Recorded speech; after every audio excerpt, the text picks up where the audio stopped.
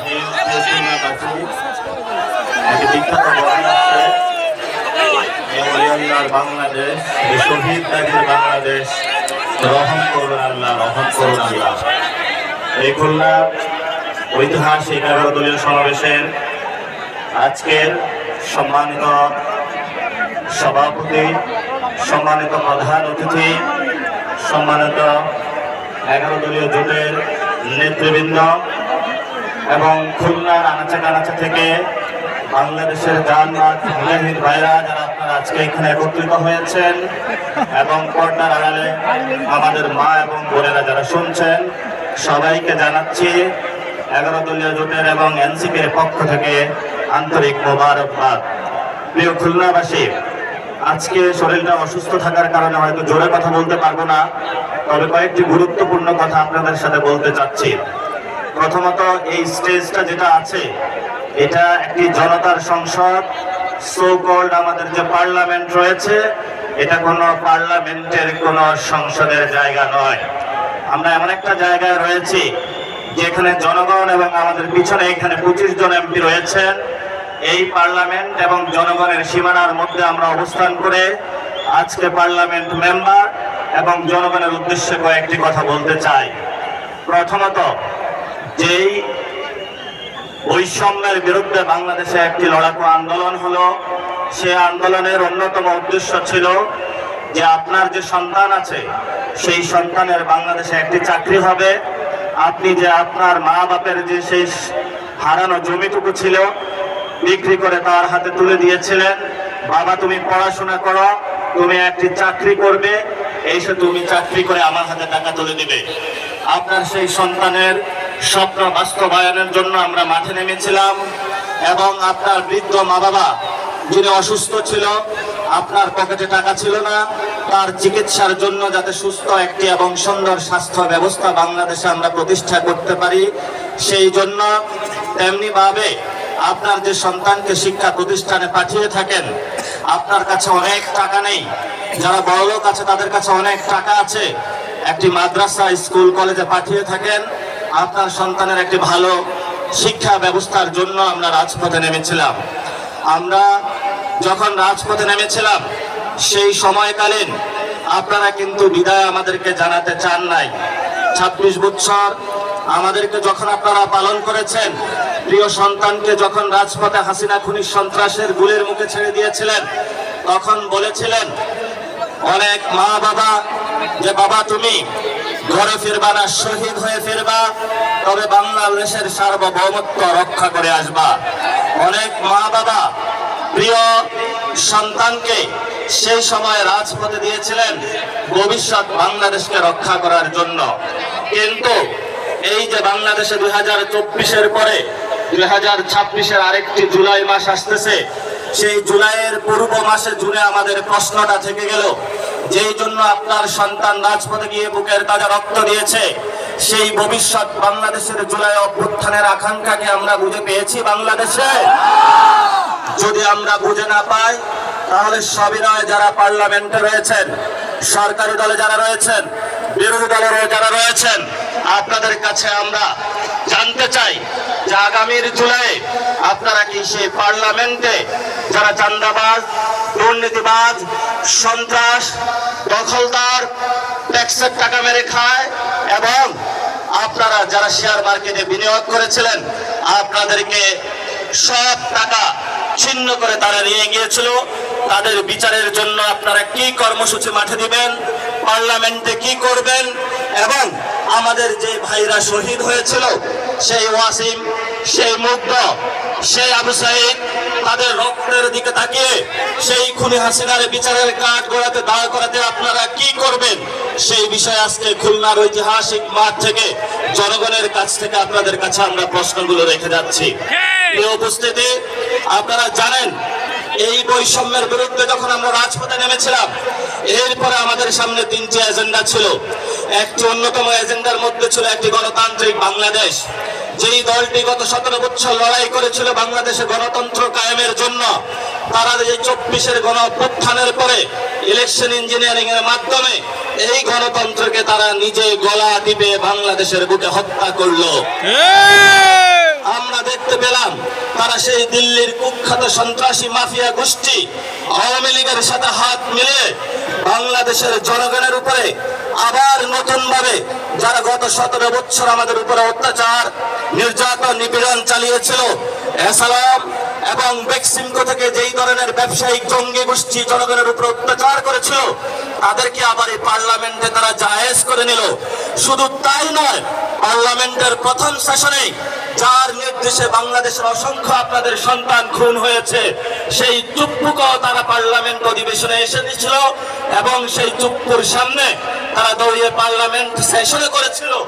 এবং পরবর্তীতে যখন তাদেরকে বলা হলো যে আমরা একটি বৈষম্যহীন একটি মানবিক বাংলাদেশ চাই, তখন তারা ধর্মীয় কার্ড খেলা শুরু করলো। মুক্তিযুদ্ধের ভুয়া কার্ডের আশ্রয় নিয়ে দিল্লির সাথে তাল মিলিয়ে নতুন ভাবে যারা বাংলাদেশের পার্লামেন্টে এবং জনগণে মাঠে প্রান্তরে রয়েছে তাদেরকে বাংলাদেশ বিরোধী আখ্যা দিতে শুরু করলো। আমরা বিএনপি ভাইদেরকে বলবো, বাংলাদেশে দুইটা পক্ষ, একটা হলো বাংলা পক্ষ আর একটা হলো ভারত পক্ষ। আপনারা যদি ভারত পক্ষে গিয়ে থাকেন বাংলা পক্ষের সাথে আপনাদের কঠিন লড়াই হবে এবং এই লড়াই যদি আপনাদের আবারই পতন হয় তাহলে সেই পতনে আমাদের কোনো কিছু করার থাকবে না, কারণ আপনার পতন আপনি নিশ্চিত করছেন। এখন ওরা আমাদেরকে বারবার বলে যে ছোট ছোট পোলাপাইন তাদেরকে নাকি ধমক দিয়ে কথা বলে, এই ধরনের অভ্যাস শেখ হাসিনার ছিল। আপনারা দেখেছেন পার্লামেন্টে দেশের অন্যতম প্রতিষ্ঠা আলেম আল্লামা মামুনুল হককে নিয়ে যেই ধরনের আওয়ামী লীগ কুরুচিপূর্ণ মন্তব্য করেছিল, তেমনি ভাবে বিএনপি সরকার আওয়ামী লীগের পথ ধরে একই কুরুচিপূর্ণ মন্তব্যের তারা আশ্রয় নিয়েছে।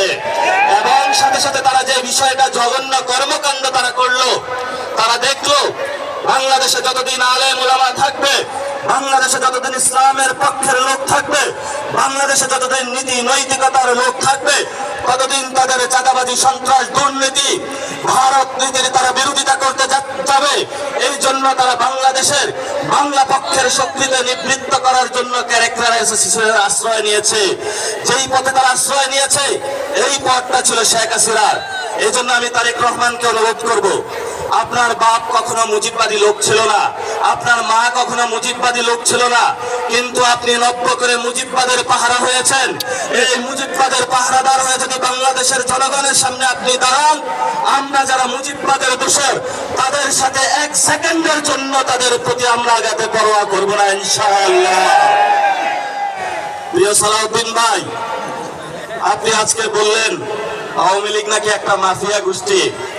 আপনার ঘরে যে আসালামের মতন একটা মাফিয়া গোষ্ঠী লুকিয়ে রেখে আওয়ামী লীগকে মাফিয়া গোষ্ঠী বলেন, আপনার ঘরে আসালামকে লুকিয়ে রেখে আপনি বেনজিরকে ধরতে যান, এই ধরনের ভণ্ডামি জাতির সামনে প্রকাশিত হয়ে পড়েছে। এবং আপনি সংবিধানের আশ্রয় নিয়ে বাংলাদেশের জনগণকে বোকা বানানোর যে প্রচেষ্টা নিয়েছিলেন সেটা আমরা হাতে কলমে দেখিয়েছি যে আপনি আবু জাহেলের মতো সংবিধানের আশ্রয় নিয়ে বাংলাদেশের মুক্তিকামী জনতার যে ঐতিহাসিক লড়াই, সে লড়াইকে আপনি অস্বীকার করেছেন। মাননীয় অর্থমন্ত্রী, আপনি বাংলাদেশের সামনে জনগণের সামনে যে বাজেট দিয়েছিলেন সেই বাজেটের মধ্যে আমার খেটে খাওয়া শ্রমিকের কোনো অধিকার আমি বুঝে পাইনি। আমার তরুণ শ্রমিক যারা রয়েছে তাদের কোনো কর্মসংস্থানের আমরা কোনো সুযোগ পাইনি। আপনারা যে বাজেট দিয়েছেন সেই বাজেটের মধ্যে আমাদের নারীদের জন্য কোনো আমরা অধিকার পাইনি। আমরা বাজেট সম্পর্কে স্পষ্ট করেছি এটা দুর্নীতি এবং লুটপাটের একটা বৈধতা উৎপাদনকারী বাজেট, যেই বাজেটকে আমরা ঘৃণা বলে প্রত্যাখ্যান করেছি। এবং এই বাজেট নতুন করে টাকা কামানোর ধান্দা, যেই গ্যাং ছিল সেই হাওয়া ভবনে, সেই গ্যাং তারা লন্ডনে আশ্রয় গিয়েছে, সেই গ্যাং এখন বাংলাদেশের মানুষের মধ্যে ইন্ডিয়ার সহযোগিতায় এবং আমাদের কতিপয় বিভ্রান্ত সেনাবাহিনীর যুবকদের সহযোগিতায় বাংলাদেশের মানুষের উপরে তারা চাপিয়ে দিয়েছে। আমরা তীব্র নিন্দা এবং ধিক্কার জানাচ্ছি। আপনারা যদি এই পথে টিপটিপ করে পা বাড়াতে থাকেন তাহলে আমরাও আপনাদের কিভাবে চাবিকাঠি নাড়া দিতে হয় এটা আমরা ভালো করে আপনাদের চোখের সামনে আঙ্গুল দেখিয়ে দিয়েছি। এই যে তারেক রহমানের একটা বন্ধু আছে মীর শাহ আলম নাকি যেন কি নাম, সে আমাদেরকে সংসদে দাঁড়িয়ে বলেছিল, কোথায় ছিলা তোমরা? আমি বাবু তোমাকে প্রশ্ন করতে চাচ্ছি যে বাবু তুমি গত 17 বছর কোথায় ছিলা?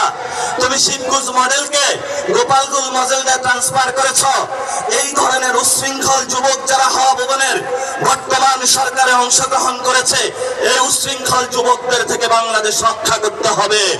এই উশৃঙ্খল যুবক কার গর্ভে জন্ম নিয়েছে, কোন দল করে, সেটা আমরা বাংলাদেশে দেখবো না।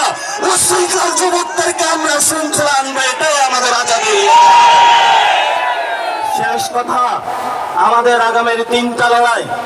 এই 3টা লড়াই হলো আমাদের সংস্কার বাস্তবায়নের লড়াই, যার জন্য এই খুলনার সমাবেশে আপনারা উপস্থিত হয়েছেন। 75% বাংলাদেশের মানুষ ভোট দিয়েছে। আমাদের দ্বিতীয় লড়াই বাংলাদেশের সার্বভৌমত্বের লড়াই। এই সার্বভৌমত্বের লড়াইয়ে দিল্লির দাদাবাদু থেকে বের হয়ে, আমেরিকান পররাষ্ট্রনীতির থেকে বের হয়ে স্বাধীন বাংলাদেশের পররাষ্ট্রনীতি ইনশাআল্লাহ আমরা বাংলাদেশে প্রতিষ্ঠা করব। লাস্ট যেটা, আওয়ামী লীগ বাংলাদেশে বিচারের মুখোমুখি হতে হবে। যদি আওয়ামী লীগ বাংলাদেশে বিচারের মুখোমুখি না হয়, তাহলে আমাদের সামনে আরো অসংখ্য যুবক, আরো অসংখ্য নারী, অসংখ্য হিন্দু, অসংখ্য আলেম ওলামা, আমাদের ভবিষ্যতে তাদের হলো পবিত্র এই রাজপথে তাদের রাজপথ রঞ্জিত হবে। আমরা আশা করব সরকার আমাদের কথাগুলো তারা কানে না দিবে। যদি তারা না নেয়, তাহলে কিভাবে কানে তাদেরকে ঢুকাতে হয় আমরা সেই উশৃঙ্খল যুবকদের শিখিয়ে দিব, যারা পার্লামেন্টে বসে বসে মিট মিট করে হাসে। প্রিয় খুলনাবাসী, আপনারা জানেন এই খুলনায় এডিআইতে দলীয় লোক বসানো হয়েছে, এই খুলনাতে সিটি কর্পোরেশনে দলীয় লোক বসানো হয়েছে, এই খুলনাতে জেলা প্রশাসনে লোক বসানো হয়েছে দলীয় লোক, এমনকি বিসিবিতে লোক বসানো হয়েছে। খুলনাবাসী, এই সব সন্ত্রাসীদেরকে আপনারা ছাড় দিবেন না। যতই ভদ্রতার মুখোশ পরে তারা আমাদের সামনে আসে, আপনারা যদি তাদেরকে ছাড় দেন, কালকে আপনাকে তারা হত্যা করতে উদ্যত হবে, আপনার সন্তানকে তারা হত্যা করবে, আপনার মাকে তারা হত্যা করবে, আপনার বউকে তারা হত্যা করবে। এই সব সন্ত্রাসীদেরকে খুলনার অঞ্চল থেকে উচ্ছেদ করতে হবে। এবং যারা মসজিদে হত্যাকাণ্ড ঘটিয়েছে খুলনাতে, আমরা বাবু তোমাদেরকে হুঁশিয়ার করে দিতে চাই। সালাউদ্দিন সাহেব বলে আইন শৃঙ্খলার নাকি অবনতি হয় নাই, তাহলে খুলনাতে কোন বাবু আপনার এই মসজিদের মধ্যে হত্যাকাণ্ড ঘটিয়েছে? সেই দিল্লির দাদাবাদুর পরগেট পুত্র সালাউদ্দিনের কাছে আমরা প্রশ্ন রাখতে চাই। প্রিয় খুলনাবাসী, আমাদের সামনে সময় নেই। রাজপথে আমরা বিরোধী দলীয় নেতা যিনি আছেন, আমাদের 11 দলীয় নেতৃবৃন্দ, আমরা মনে করি এখনো ওনারা ঠিক পথে আছেন। মিটিমিটি করে পা করে আমরা সামনে এগোচ্ছি। ওনাদের নেতৃত্বে আপনারা শক্ত অবিচল এবং আপনাদের জায়গা থেকে শক্ত অবস্থান বজায় রাখবেন। দলীয়ের মধ্যে বিভিন্ন সাঙ্গপাঙ্গ অ্যাসাসিনিটি ঘুরে ঘুরে তারা আমাদেরকে বিভ্রান্ত করার প্রচেষ্টা চালাবে। বলবে তুমি ইসলাম করো, তুমি কেন এখানে হলো যে ইসলামিক জোট না জামাত ইসলামে আছো? বলবে তুমি সেকুলার দল, তুমি কেন ইসলামিক জোটে আছো? এই ধরনের বিভ্রান্তি করার অপচেষ্টা তারা চালাবে। এগুলাতে কান দিবেন না। আমাদের উপরে আছে আল্লাহ, আর জমিনে আছে আমাদের বাংলার মাটি। এই দুইটা দল ইনশাআল্লাহ। খুলনাবাসী ধন্যবাদ, সবাইকে আসসালাম, ভালো থাকবেন। ইনকিলাব জিন্দাবাদ, বাংলাদেশ জিন্দাবাদ, জাতীয় নাগরিক পার্টি জিন্দাবাদ।